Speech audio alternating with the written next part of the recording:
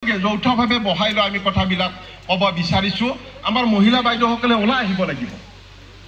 আমাৰ মহিলা বাইদেউসকলে ডেঞ্জাৰ, দাদাসকলক যিটো কয় সেইটোৱে তাকে ভোট দিয়ে। গতিকে আমি মহিলা বাইদেউসকলক আমি অকণমান ওলাই লৈ আহিব বিচাৰিছো।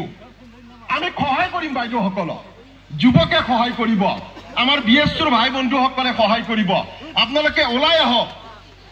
আপোনালোকৰ কাৰণে হাগ্ৰামা মহিলাৰী ছাৰে চৰকাৰ আহিলে বছৰেকত 40 কোটি নে কি তেখেতে ধাৰ্য কৰিছে। এটা সমষ্টিত 1 কোটি 1.5 কোটি দিম বুলি কৈছে চৰকাৰ আহিলে। ইউথসকলৰ কাৰণে আঁচনি তৈয়াৰ কৰিছে হাগ্ৰামা মহিলাৰী ছাৰে। যে মানুহজনৰ আমাৰ প্ৰতি কিমান আন্তৰিকতা আছে, কিমান দায়বদ্ধতা আছে, যুৱক যুৱতীৰ প্ৰতি কিমান এটা গুৰুত্ব আছে হাগ্ৰামা মহিলাৰী ছাৰৰ, মহিলাৰ প্ৰতি কিমান দায়বদ্ধতা আছে, এই কথাবিলাকত আমি আচলতে গম পাওঁ।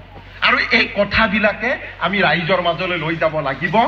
ৰাইজৰ প্ৰতিটো চুবুৰী চুকে কোণে BPFৰ লক্ষ্য আৰু উদ্দেশ্যৰ কথা আমি ক'ব লাগিব। আৰু